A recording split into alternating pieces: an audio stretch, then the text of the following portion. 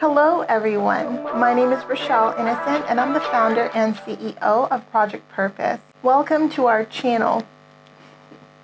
Our community is focused on fostering the intellectual and character development in children. We do this through our parent-child workshops that are focused on 4 themes: autonomy, self-efficacy, compassion, and self-concept, in order to cultivate grit, perseverance, and resilience in each child. And we are so thrilled to be offering one of the first of its kind digital, virtual, and continuous learning environments, enabling parents and children to connect from all around the world. At Project Purpose, our overarching mandate is to renew and rebuild family, community, and relationships. Our different social media platforms provide us with an opportunity to have discussions and to create space on all topics that relate to family, community, and relationships with ourselves as well as with others, with a primary focus on mental health and education. More precisely, the ways that the institutions of mental health and education play a role and have played a role in our societies at large. These discussions and debates provide us with an opportunity to think critically about what needs to change within these structures for us to live up to our bold slogan: support, protect, and empower each child through youth-focused development, better known as leadership in juvenescence. We recognize that in valuing our children's leadership potential, this also translates as recreating and co-creating environments, both socially and politically, that will enable our children to thrive. For those of you who are particularly keen on the topic, we also write thought pieces every other Sunday, and we actually dropped the thought piece this past Sunday. So be sure to meander over to the website and check out our online content. Now, if it is the case that you are looking for a listening alternative, well, we're available on 12 different podcast platforms for your listening leisure, and we've provided you with access to the links in the description down below. Now, as is the convention, be sure to subscribe, hit that post notification bell so that you are aware of every time we post. And of course, if you like these conversations and you want to keep them going, like, comment, and share this segment. Let's get into it. Hello, ladies and gentlemen, and welcome back to another segment here on Project Purpose. For those of you who are new, we cover topics that relate to mental health, mental wellness, and education on a week-by-week basis. And today our topic of discussion is mental wellness. And on the conversation around mental wellness, I'm going to be talking about how my beliefs in individualism, or how believing in and valuing your individuality, really does play into your overall sense of mental wellness. And I think that this is an important conversation to have, because I think that sometimes we really see ourselves very far removed from the conversations that we have around wellness, and how we can directly apply some of those tenets to our own personal lives. But I think that a lot of who I am and how I am, and a lot of my own inner resilience, my own mental fortitude, really stems from the fact that everything that I do, everything that I feel, everything that I push towards is really built on this grounded foundation of self, right? Of my individuality, and of maintaining a focus that aligns me to my sense of self at that point in time. So how has that translated? Well, a few things. For one, I think even before I knew who I was, so even as a child, I knew that my desire had power. I knew that where it was that I desired to put my energy, that I desired to put my attention, that was something I really, really valued. And that was also something I wasn't easily deterred from. And it was very difficult for people to deter me from it. And actually, it was much easier for them to just bend, right? And call it nature versus nurture. I'm not really sure if I was maybe in settings where people really understood my perspective, so they bent, or I was really so forceful that they didn't feel the need to really go to battle with me on given topics. But it really built this very deeply entrenched belief that my actions coincide with my desires, and my actions coincide with my expectations of where I want my energy to go, and my expectations of how it is that I want to show up in certain spaces. And not many of us got that luxury of liberty, right? We didn't have that freedom because we were immediately sort of brought into environments where, as we're learning how to socialize and how to build community with other people, we're also learning how to bend to people's expectations. And that's a lesson I never got, and I don't think I'll ever will get, right? So I think that that really does play into my sense of individuality, and the fact that I don't allow myself to cave to pressure of the expectations of others if it doesn't align with me, I'm just not going to do it. That has greatly supported my mental health and my mental wellness, because I'm never walking around with the heavy weight of disappointing others when I feel like my actions are in alignment with my own desires. And so I guess all of that translates to being, when it comes to disappointing myself, very little threshold. In fact, it's very close to zero. It is going to be a very rare occasion where I'm going to behave in a trajectory that doesn't align with my own personal expectations, either my expectations of how I show up in a specific space, or my expectations of how it is that I'm hoping to attain my objectives, or how it is I'm planning on engaging or socializing with others. I have my own standards of expectations, whether it's socially, whether it's intellectually, whether it's developmentally. I have my own standards, my own rubric as to what it is that I'm building towards.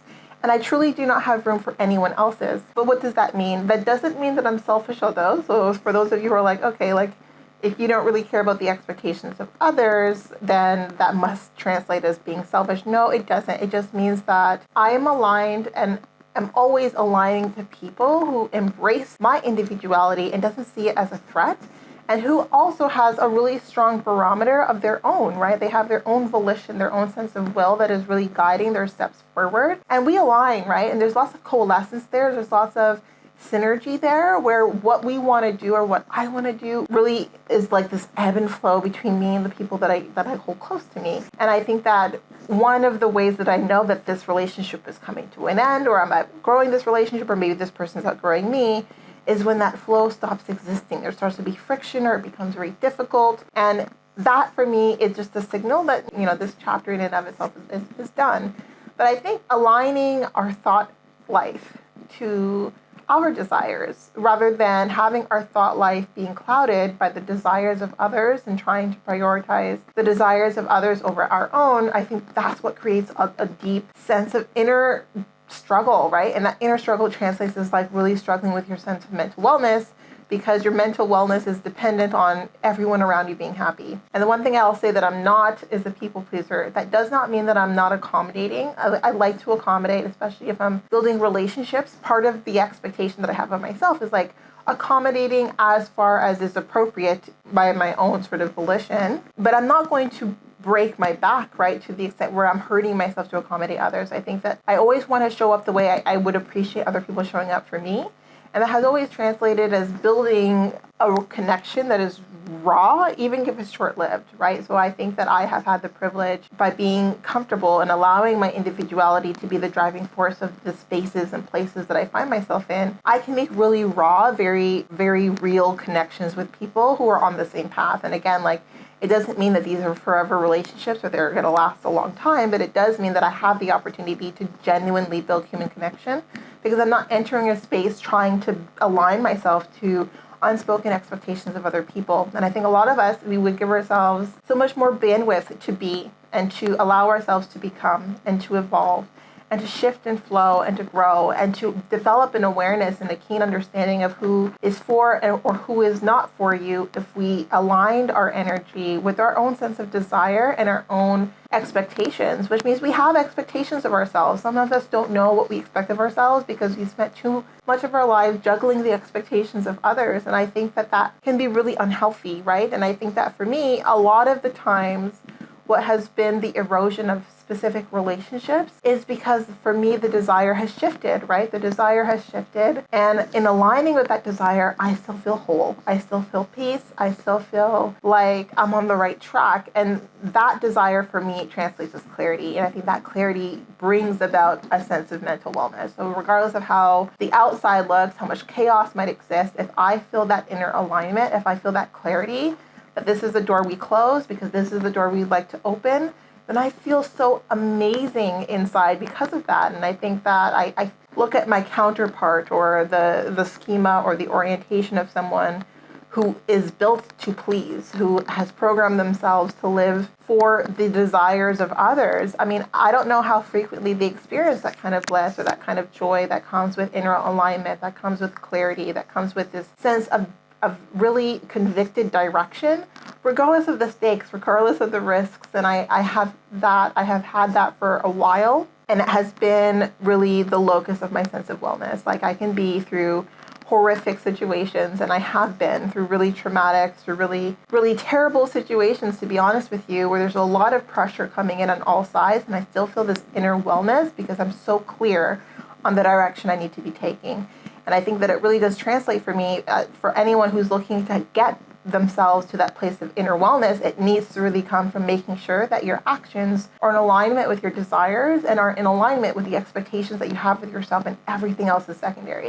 And I promise you, like, if this is the scheme that you leverage, regardless of how uncertain your next steps are or how ambiguous life presents itself to be, regardless of how much disruption you're experiencing at any point in time, with that alignment, you yourself are steady, right? You're grounded, you're centered, you're pushing forward, not unscathed, right? Because disruption can be emotionally jarring, but knowing that through that there's a cycle, right? That you're going to be fine after that emotional jarring, that at the root of it, at the root of you, you know what your next step is, you know what it is that you envision, and it builds excitement. And so for me, every ending is bittersweet because there's this sadness of closed doors, but it's also exciting because it's like, this is what I want to do anyway. Like, this is the move forward. And I never want fear or the expectation of others be the reason why I miss the next step in my own journey, when the next step is so clear to me when I silence the voices of the world around me. So I wanted to come on here and I wanted to share that tidbit of wisdom with you. I think that it's really been the anchor of my overall sense of wellness through some of the really